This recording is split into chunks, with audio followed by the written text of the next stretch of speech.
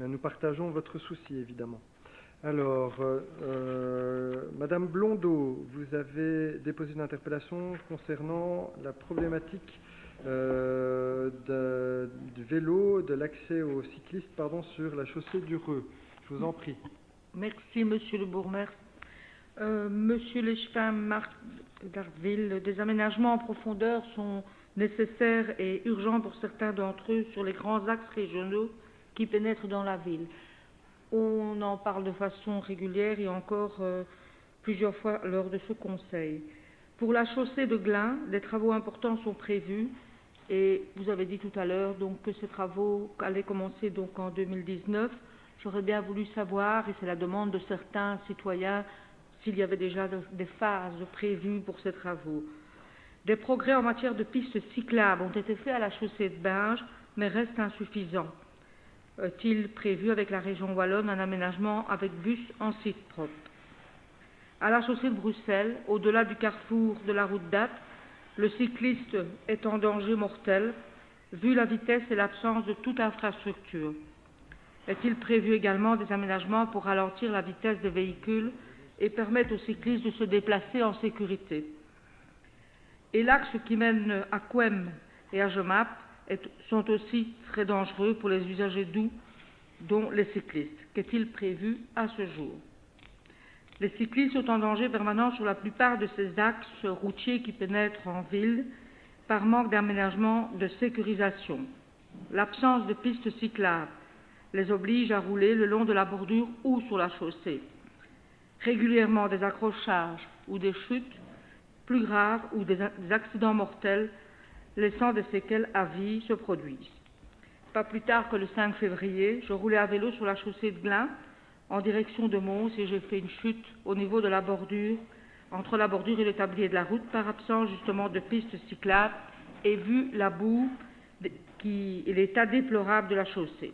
Heureusement, la voiture qui me suivait n'allait pas trop vite et a pu s'arrêter, sinon clairement j'étais sous ses roues.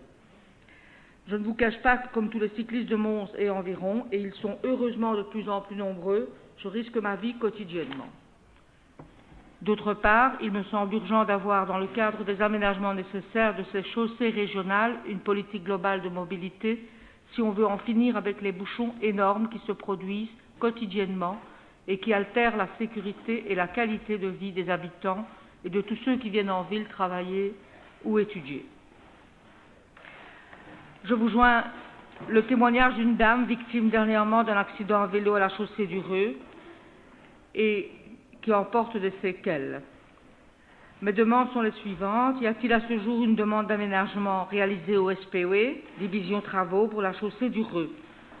Si ce n'est pas le cas, est-il possible de demander dans un premier temps une sécurisation minimale des cyclistes sous forme de peinture au sol?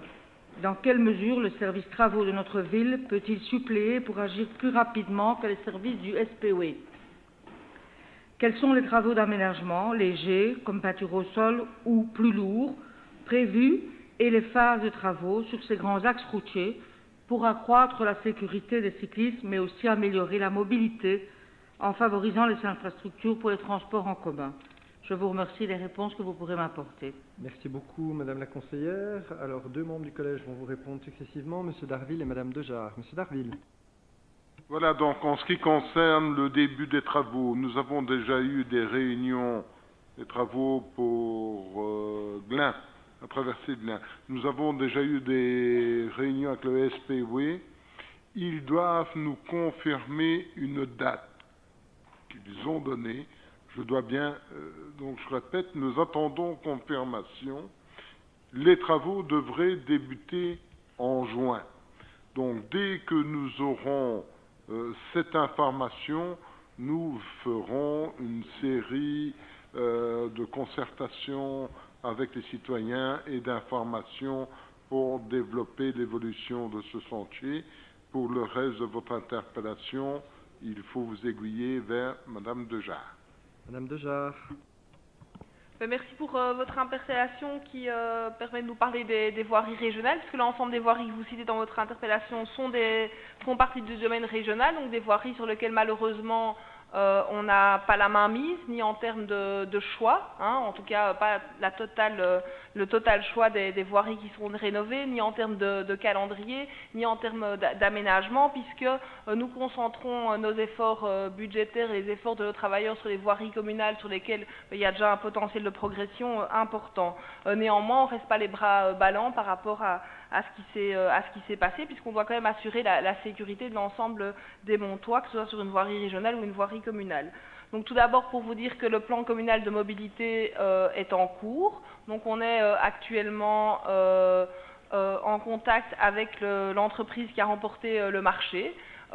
Pour toute sa durée, ça devrait durer 18 mois, mais ce n'est pas 18 mois où on va faire le diagnostic. Hein. Ces 18 mois, il y aura déjà des pistes qui seront testées auprès de citoyens, des choses comme ça, pour qu'on puisse vraiment arriver avec quelque chose de concret. On espère que ce plan communal de mobilité nous permettra de prioriser aussi par quelle voirie régionale commencer. Dans les comités d'accompagnement du plan communal de mobilité, il y aura des personnes du SPOE, évidemment, hein, de la région wallonne pour avoir une vision globale. Au niveau de la commission vélo qui se réunit tous les 2 mois, elle se réunit la semaine prochaine, où il y a des représentants du lobby cycliste, des représentants de la police, des représentants de nos services travaux, des représentants évidemment du service mobilité, il y a aussi des représentants du SPOE. C'est l'occasion de discuter avec eux et j'aborderai la chaussée du Reux lors de la prochaine commission des voiries qui ne sont pas encore analysées ou des voiries à sécuriser. On pense notamment à la route d'Aubourg ou des choses comme ça. En ce qui concerne les voiries que vous citez, comme l'a dit mon collègue d'Arville, on espère un commencement de la traversée de Glun en juin 2019, mais on attend une confirmation. Si on a une confirmation, il y aura évidemment des réunions qui seront organisées avec le SPOE pour avoir une idée du phasage des travaux, sachant que le tronçon dont on parle, c'est celui entre le Grand Large et le Lidl, ce n'est pas l'ensemble de la traversée de Glun qui est programmée. En ce qui concerne la chaussée de Binge, on est très demandeur que ce soit dans le prochain plan d'investissement wallon. Donc le prochain plan d'investissement wallon au niveau des voiries régionales doit être validé ici fin d'année scolaire 2019. Donc on va réitérer l'importance pour la ville de Mons qu'il soit impliquée dedans, sachant que les 2 autres phases de la traversée de Glun qui font la belle part aux cyclistes, puisqu'il y a une piste cyclable des 2 côtés, seront certainement déjà dans ce plan d'investissement.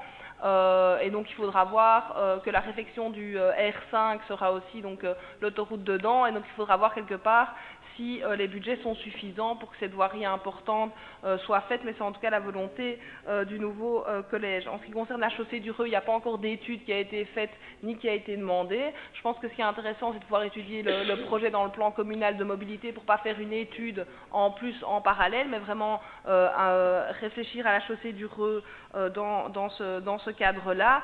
Et comme je l'ai dit, voilà, le travail pour des petits de pinceaux, de peinture, on le fait, mais on le fait sur nos voiries communales, puisqu'on a un budget qui a été débloqué pour cette année, un budget qui a été voté l'année passée, qui a été débloqué pour cette année, pour pouvoir repeindre les pistes cyclables qui sont